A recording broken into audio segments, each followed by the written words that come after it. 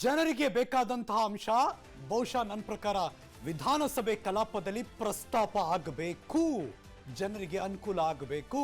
ಇದು ವಿಸ್ತಾರ news ground report ಅನ್ನ ಇವತ್ತು ಈ ಕ್ಷಣ ನಾವು ನಿಮ್ಮ ಮುಂದೆ ಇಡ್ತಾ ಇದ್ದೀವಿ. ಅಫ್ಕೋರ್ಸ್ ಪ್ರತಿದಿನ ಪ್ರತಿ ಏರಿಯಾ ನಾವಂತೂ ಸುತ್ತೀವಿ. Let's go live. ನನ್ನ ಇಬ್ಬರು ಸಹೋದ್ಯೋಗಿಗಳು ಇದೀಗ ನೇರ ಸಂಪರ್ಕದಲ್ಲಿ 2 ಏರಿಯಾದಿಂದ ಜಾಯಿನ್ ಆಗ್ತಿದ್ದಾರೆ. ಅಭಿಷೇಕ್ ಮೆಟ್ರೋ ಬ್ಯೂರೋ ಮುಖ್ಯಸ್ಥ KP ಅಗ್ರಹಾರದಿಂದ ಜಾಯಿನ್ ಆಗ್ತಿದ್ದಾರೆ. ಹೇರೋಹಳ್ಳಿಯಿಂದ ನನ್ನ ಸಹೋದ್ಯೋಗಿ ಮೆಟ್ರೋ ಬ್ಯೂರೋ ಇಂದ ಮುತ್ತಪ್ಪ ಕೂಡ ನೇರ ಸಂಪರ್ಕದಲ್ಲಿ ಜಾಯಿನ್ ಆಗ್ತಿದ್ದಾರೆ. Let's go. ಮುತ್ತಪ್ಪ ಫಸ್ಟ್ ಹೋಗ್ತೀನಿ ನಾನೀಗ.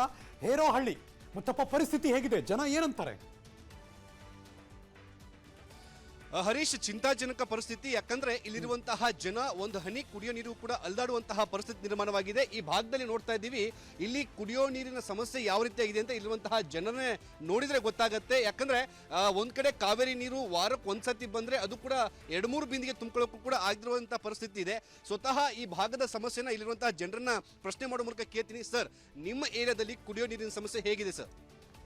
ನಮ್ಮಲ್ಲಿ ನೀರೇ ಇಲ್ಲ ಸರ್, ನೀರೇ ಇಲ್ಲ. ಕಾರ್ಪೊರೇಷನ್ನು ನೀರು ಕೊಟ್ಟಿಲ್ಲ.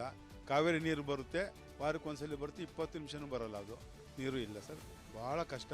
ಬೇರೆ ಪಬ್ಲಿಕ್ಗೆ ಹೋಗಿ ನೀವು ಕೇಳಿದ್ರೆ 800ರಿಂದ 1000 ರೂಪಾಯಿ ಕೇಳ್ತಾರೆ, ಅದು ಬರ್ತಾ ಇಲ್ಲ. ನಮ್ಮ ಕಾರ್ಪೊರೇಷನ್ ವತಿಯಿಂದ ಯಾವುದೇ ಸೌಲಭ್ಯ ಇಲ್ಲಿ ಕೊಟ್ಟಿಲ್ಲ, ನೀರಿನ ಸೌಲಭ್ಯ ಕೊಟ್ಟಿಲ್ಲ.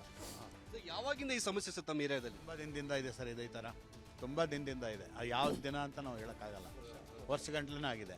ನಾವು ಕಂಪ್ಲೇಂಟ್ ಕೊಟ್ಟಾಯಿತು, ಎಲ್ಲ ಮಾಡಿದ್ದೀವಿ, ಆದರೂ ಏನೂ ಮಾಡ್ತಾ ಇಲ್ಲ. ಏನು ಮಾಡ್ತಿದ್ರು ಮತ್ತೆ ಕುಡಿಯೋ ನೀರಿಗೆಲ್ಲ ಹೇಗೆ ವ್ಯವಸ್ಥೆ ಮಾಡ್ಕೊಂಡು? ಅದಕ್ಕೆ ಟ್ಯಾಂಕರ್ ನೀರೇ ತರಿಸ್ತಾ ಇದ್ದೀವಿ, ಅದನ್ನೇ ಫಿಲ್ಟರ್ ಹಾಕ್ಕೊಂಡು ನಾವೆಲ್ಲ ಇದು ಮಾಡ್ತಾ ಇದ್ದೀವಿ. ಫಿಲ್ಟರ್ಗಳೆಲ್ಲ ಹಾಕೊಂಡಿದ್ದೀವಿ, ಟ್ಯಾಂಕರ್ ನೀರು ತರಿಸ್ತಾ ಇದ್ದೀವಿ 800ರಿಂದ 1000. ಈಗ ಹೆಣ್ಮಕ್ಳಿಗೆ ಅಡಿಗೆ ಮಾಡ್ಬೇಕಂದ್ರೆ ನೀರು ಬೇಕು, ಮನೆಗೆ ಎಲ್ಲದಕ್ಕೂ ನೀರು ಬೇಕು. ತಾವು ಹೇಗೆ ಮನೆ ನಡೆಸ್ತಿದ್ರಿ? ನೀರು ಒಡ್ಸ್ಕೊತಾ ಇದ್ದೀವಿ. ನೀರ್ದು ತುಂಬಾ ಪ್ರಾಬ್ಲಮ್ ಆಗಿದೆ, ತುಂಬ ಹಿಂಸೆ ಆಗಿದೆ ನಮಗೆ. ಒಡ್ಸ್ಕೊತಾ ಇದ್ದೀವಿ, 800 ರೂಪಾಯಿ ಆಗ್ತಾ ಇದೆ. ಅದನ್ನು ನೀರಿಗೂ ಡಿಮ್ಯಾಂಡು ಸಿಗ್ತಾ ಇಲ್ಲ, ಡಿಮ್ಯಾಂಡ್ ಆಗ್ತಾ ಇದೆ. ಕುಡಿಯೋಕ್ಕೂ ಹಿಂಸೆನೆ, ಮನೆಗೂ ಎಲ್ಲದಕ್ಕೂ ಹಿಂಸೆನೆ. ನೀರು ನಮಗೆ ದಿನ ನೀರಿಗೆ ಕಿರಿಕಾಗ್ತಿದೆ ಅನ್ಸುತ್ತೆ. ನೀರಿಗೆ ಕಿರ್ಕಾಗ್ತಿದೆ ಅಂದ್ರೆ ಅದೇ ಪ್ರಾಬ್ಲಮ್ ಜಾಸ್ತಿನೇ ಆಗೋಗಿದೆ. ನೀರ್ದು ನಮ್ಗೆ ಟಾರು 2 ಆಗ್ಬಿಟ್ರೆ ನಮ್ಗೆ ತುಂಬಾ ಖುಷಿ ಪಡ್ತೀವಿ.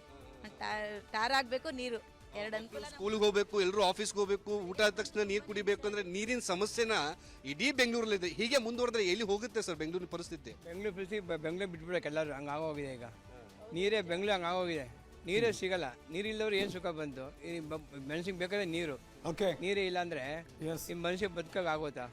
ಅಟ್ಲೀಸ್ಟ್ ಸ್ವಲ್ಪ ಅವ್ರು ಬಿಡಬೇಕು. ಆ ಕಷ್ಟ ಇದೆ ಅವ್ರಿಗೂ ಗೊತ್ತು, ಸ್ವಲ್ಪ ಅವ್ರು ಬಿಡ್ಬೇಕು. ಅಟ್ಲೀಸ್ಟು ವಾರಕ್ಕೆ 2 ದಿನ ಅಟ್ಲೀಸ್ಟ್ ಬಿಟ್ರೆ.